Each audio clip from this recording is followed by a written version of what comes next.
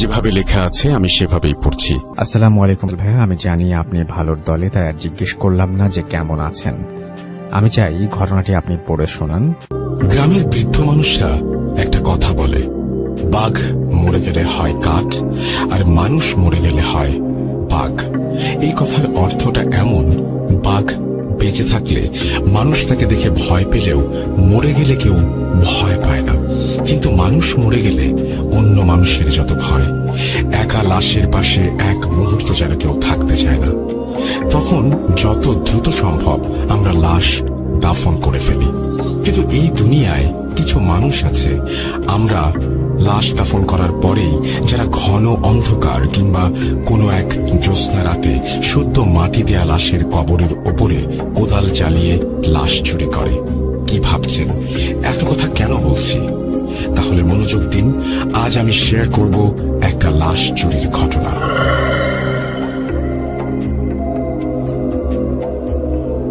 টিভিতে বা পত্রিকায় হয়তো অনেকে দেখেছেন বা পড়েছেন এমন নিউজ, কিন্তু এই ঘটনার তিক্ত অভিজ্ঞতা আমরা কজন জানি?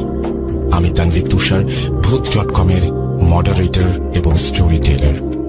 এই ঘটনাটি আমাকে সংগ্রহ করে দিয়েছে সৌমিক দাস, তাকে অসংখ্য ধন্যবাদ এমন একটা ঘটনা আমার সাথে শেয়ার করার জন্য।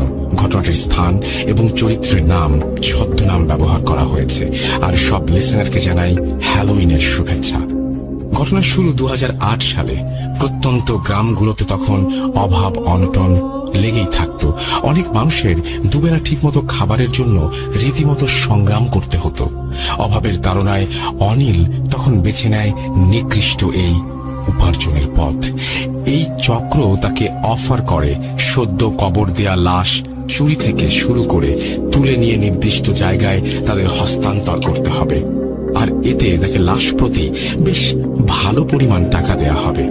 সে চিন্তা করল, এই অভাবের জীবনে এমন লোভনীয় অফার কোন বোকায় পায়ে ঠেলে। সে রাজি হয়ে যায়, কিন্তু একার পক্ষে তো আর এই কাজ করা সম্ভব নয়। সে তখন তার দুই বন্ধুকেও ডেকে নেয় এই কাজে। এত ভালো টাকার অফার, তারা দুজনেও রাজি হয়ে যায়। শুরু হয় তাদের কাজ। তাদের গ্রামের মাঝ দিয়ে বয়ে চলেছে একটা নদী, চারপাশে তার বন জঙ্গলে ঘেরা। আর এই নদীর মাঝ দিয়ে ছোট্ট ডিঙ্গি নৌকা চালিয়ে তারা পৌঁছে যায় দূর দূরান্তের কবরস্থানে। গ্রাম থেকে দূরে কেউ মারা গেলেই খোঁজ রাখে তারা, সময় মতো হানা দেয় কবরে। ঘন কালো অন্ধকার রাতে কিংবা হালকা জ্যোৎস্না রাতে কবর থেকে লাশ তোলে তারা, আবার নৌকায় তুলে পৌঁছে দেয় নির্দিষ্ট গন্তব্যে। এক রাতের মাঝেই কাজ শেষ, আর বেশ ভালো পরিমাণ টাকা তাদের পকেটে। এভাবেই চলছে তাদের লাশ চুরির কাজ। ঠিক কতগুলো লাশ তারা চুরি করেছিল তার নির্দিষ্ট কোনো হিসাব তাদের কাছে নেই। অনেক রাতে ঝিরিঝিরি বৃষ্টির মাঝেও তারা লাশ চুরি করেছে কবর খুঁড়ে, কিন্তু তাদের কোনো সমস্যা হয়নি। তার ভাষ্য মতে প্রথম এই কাজে ভয় লাগলেও পরে আর ভয় পাননি তারা। এমনি একদিন তারা খবর পেলেন পাশের গ্রামের একজন লোক মারা গেছে, কিন্তু সমস্যা হলো তাকে যেখানে কবর দেয়া হয়েছে সেটা অনেক পুরনো কবরস্থান আর লোকালয়ের অনেক কাছে। কিন্তু অনেক দিন কোনো লাশ চুরি না করায় তিনজনের হাত তখন ফাঁকা। তারা যে কোনো মূল্যেই হোক লাশটি চুরি করতে চায়। কবর দেওয়ার দুদিন পরেই অমাবস্যা, আর সেই ঘন কালো অন্ধকারেই তারা সিদ্ধান্ত নেয় লাশ চুরির। সেদিন গভীর রাতে তারা তিনজন নৌকায় কোদাল, খন্তা, হারিকেন নিয়ে রওনা দেয়। Trick or treat!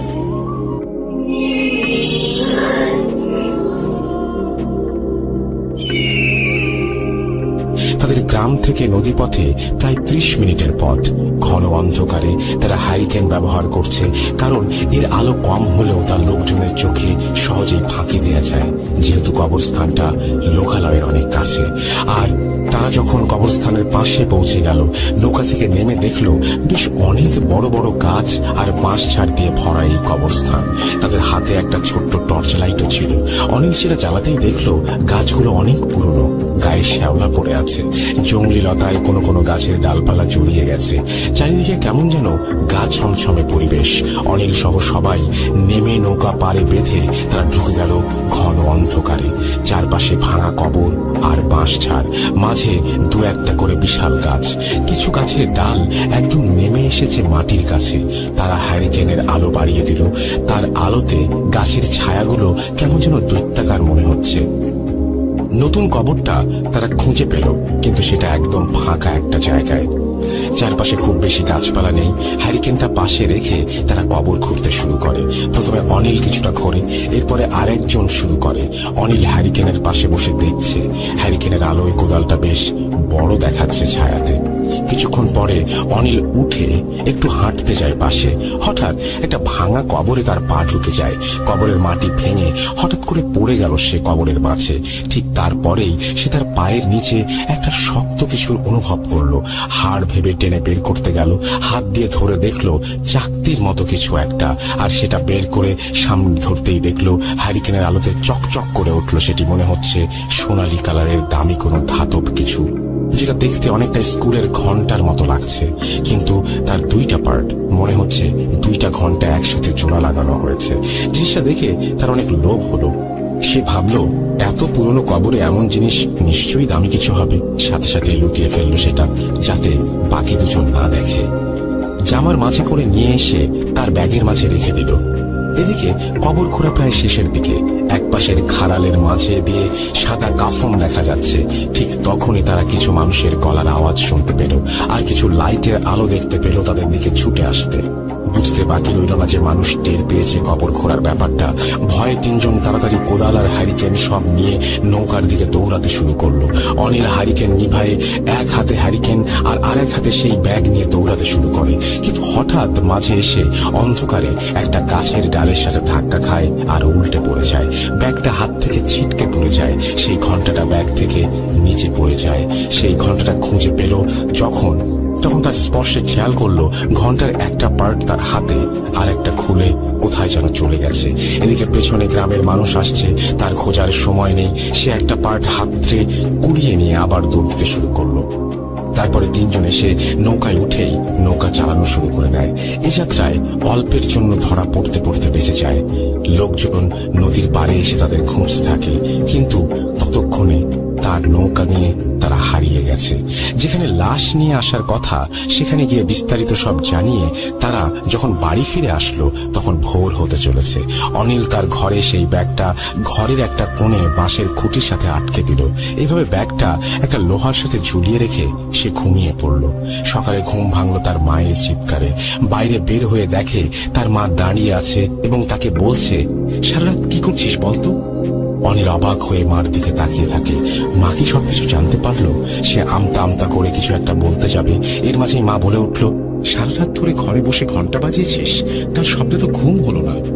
অনিল কিছুটা অবাক হয় মায়ের কথা শুনে। সে কেন ঘন্টা বাজাবে? সে আরাম করে ঘুমিয়ে গেছে। পরের দিন অনিলের ঘুম ভাঙে আবার তার মায়ের ডাকে। সে ঘুম থেকে উঠে বাইরে বের হয়ে দেখে তার মায়ের সাথে আরো কিছু প্রতিবেশী এসে জড়ো হয়েছে। তাদের সবার এক অভিযোগ, রাত ভর এই ঘন্টা বাজানোর শব্দে তারা ভালো করে ঘুমোতে পারেনি। সবাই প্রচন্ড রেগে যায় অনিলের ওপরে। কি হচ্ছে রাতে কিছুই বুঝতে পারে না সে। তার রুম থেকে নাকি ঘন্টার আওয়াজ হয়, আর সে দিব্যি ঘুমিয়ে আছে কিন্তু জানে না। অথচ বাড়ির আশেপাশের মানুষ ঘুমাতে পারেনি। সে সবার কাছে মাফ চেয়ে রুমে চলে আসে। তারপরে ব্যাগ নামিয়ে দেখে ব্যাগের ভিতরে ঘন্টাটা যেমন রেখেছে ঠিক তেমনি আছে, কোনো পরিবর্তন নেই। কিন্তু ব্যাগ আবার ওপরে রাখতে গিয়ে সে অবাক হয়ে যায়। কয়েকটি তেলাপোকা আর টিকটিকি মরে পড়ে আছে সোজা ব্যাগের নিচের মাটিতে।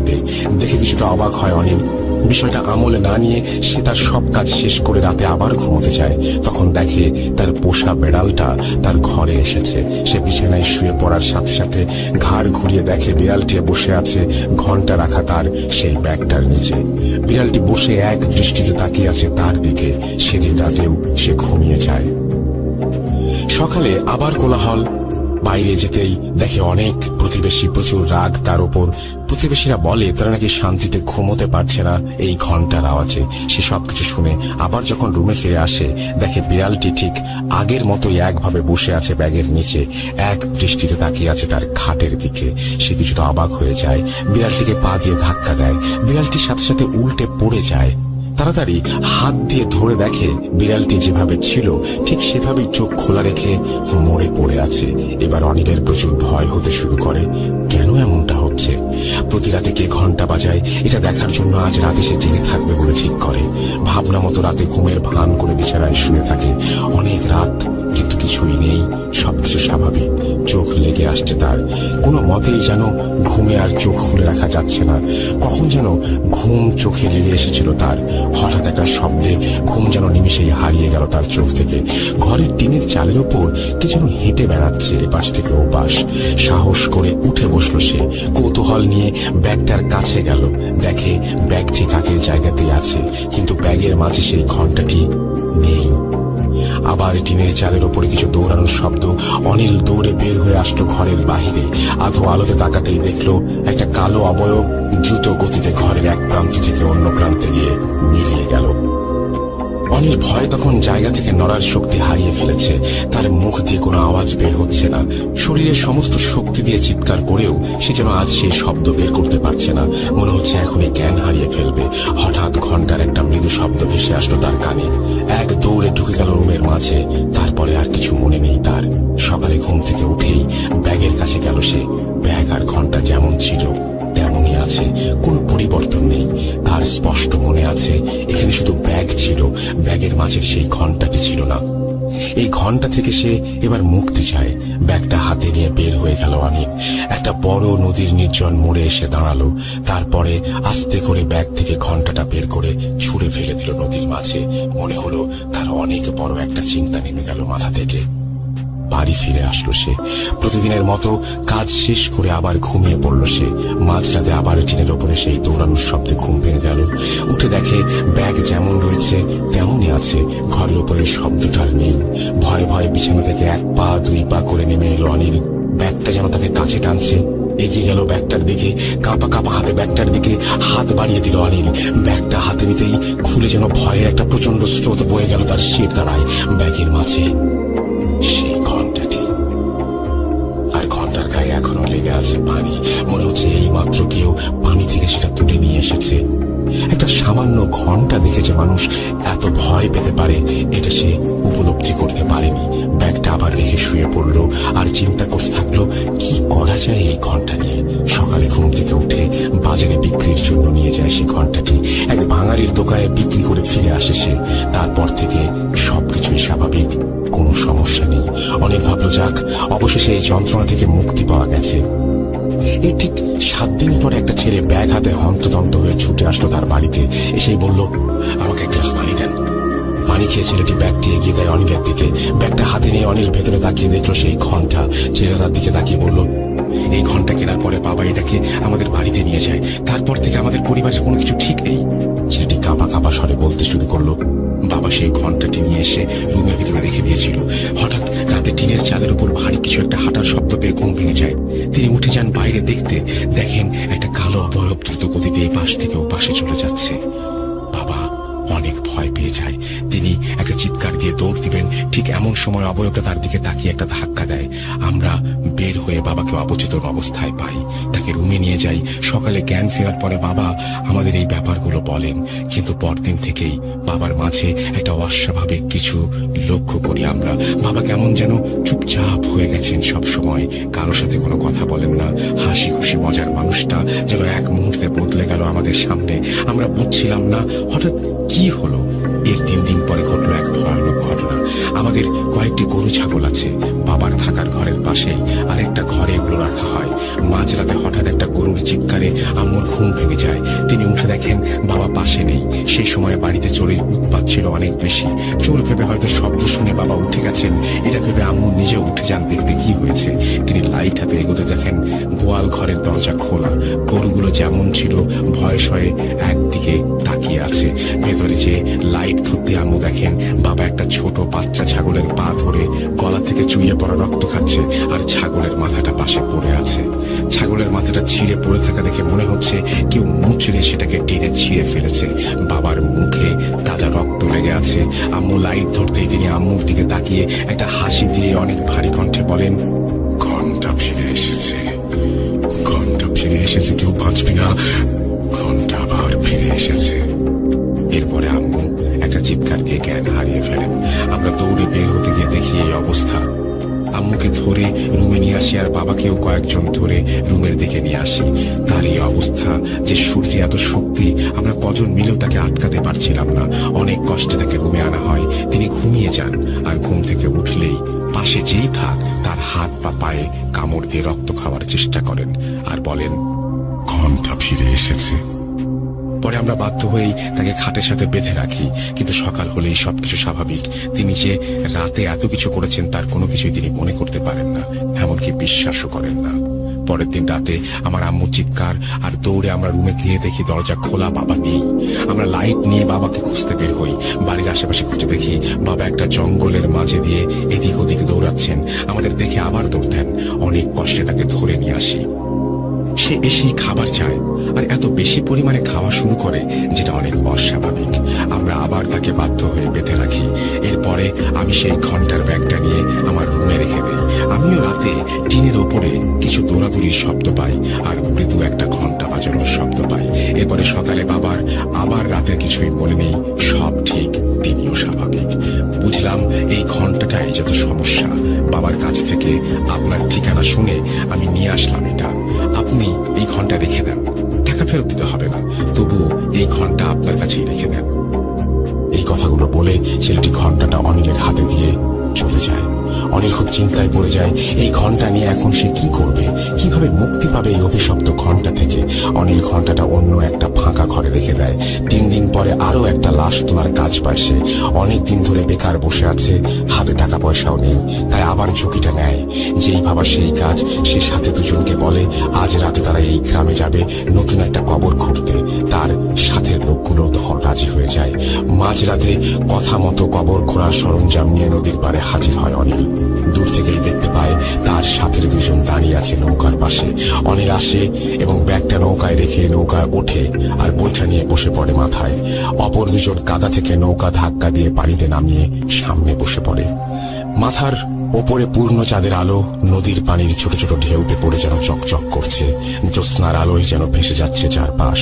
অনিলের সাথে থাকা দুজন লোক কাজে যাওয়ার সময় প্রচুর কথা বলে, কিন্তু আজ তারা একদম চুপচাপ। নদীতে বৈঠার শব্দ আর পাড়ে ঝিঝি পোকার ডাক ছাড়া যেন আর কিছুই শোনা যাচ্ছে না। নীরবতা ভেঙে অনিল কথা বলতে শুরু করলো। কিরে, তোরা দুজন নৌকা একেবারে সামনে যেয়ে চুপচাপ বসে আছিস কেন? তোরা আজ কোনো কথাই বলিস না? তাদের একজন শুধু বলে, ভালো করে নৌকা চালা। অনিলের কেমন যেন লাগে ব্যাপারটা। তারা আজ তার দিকে তাকিয়েও কথা বলছে না।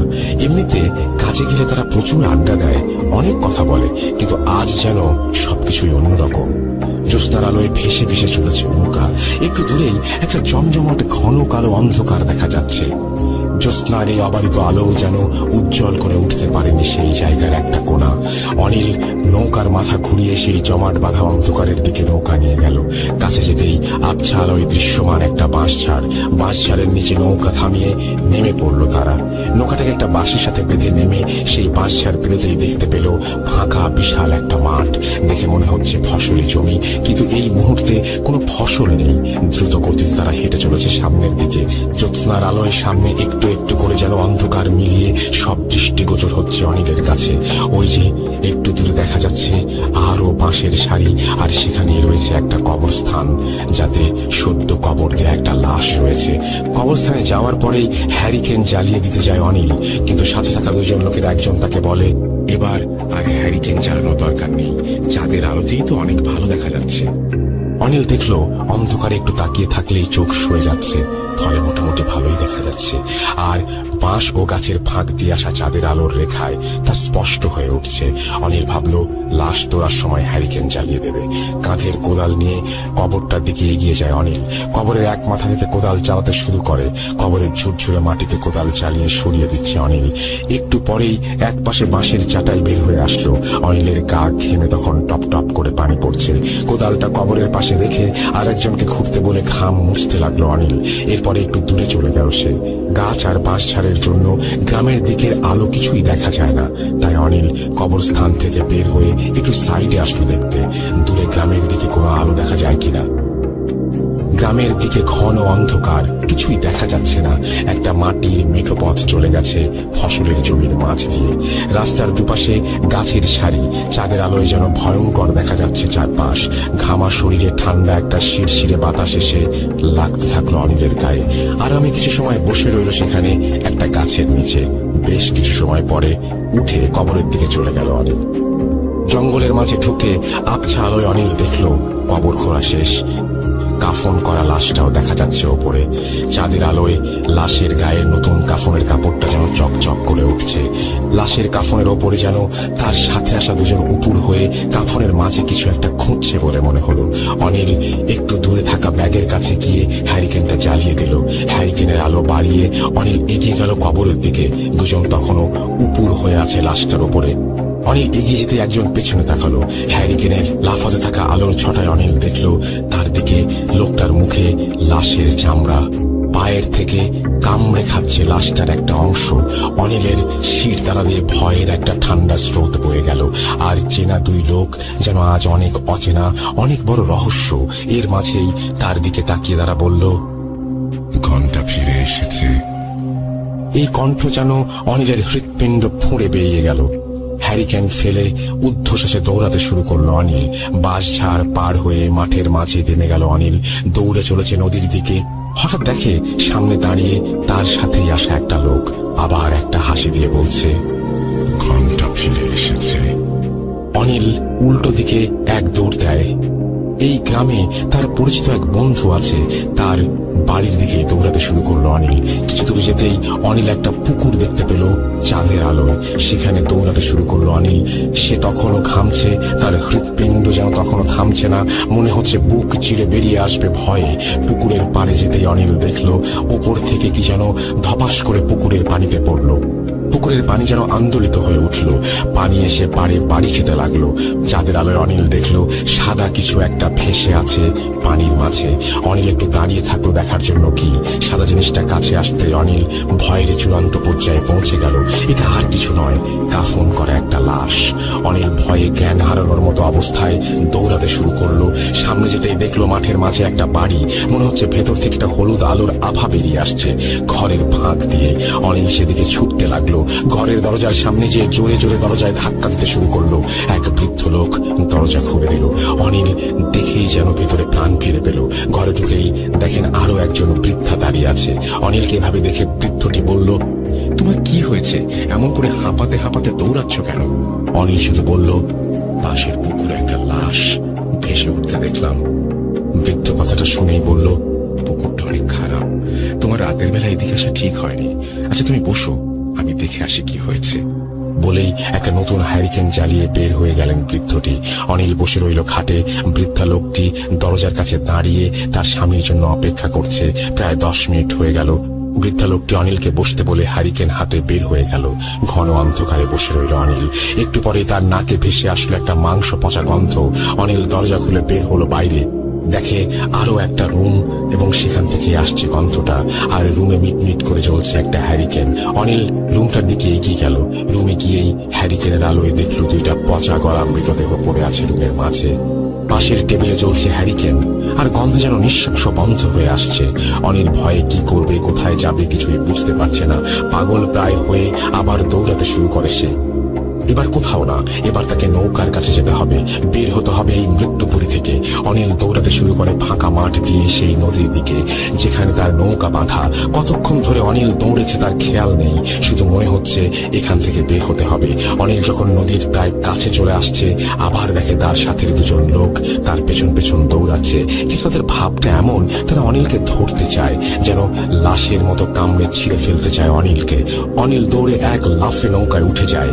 বৈঠা হাতে নৌকা চালাতে শুরু করে। পার থেকে একটু দূরে নৌকাটা নিতেই তার খেয়াল হলো অনেক বড় একটা ভুল করেছে সে। ভয়ে নৌকার এত তাড়াহুড়া করে উঠেছে যে নৌকার অপর মাথায় একটা লাশ আছে সেটা খেয়ালই করেনি। নদীর মাঝে চাঁদের আলোয় যেন স্পষ্ট দেখা যাচ্ছে সেই কাফন করা লাশ। পাড়ের দিকে তাকিয়ে এখনো দেখা যাচ্ছে সেখানে দাঁড়িয়ে আছে তার সাথে 2জন। নৌকা চলার সময় ঝিলঝিল বাতাস বয়ে চলেছে আর সেই বাতাসে লাশের শরীরের কাফনের কাপড় উড়ছে আর পায়ের কাছে কাফনের কাপড় দিয়ে লাল হয়ে চুইয়ে পড়ছে রক্ত। সামনেই চাঁদের আলোয় দেখা যাচ্ছে নদীর অপর প্রান্ত। অনিল নৌকাটা জোরে একটা ধাক্কা দিয়ে জ্ঞান হারিয়ে ফেলে। সকালে মানুষের কোলাহলে তার জ্ঞান ফিরে আসে।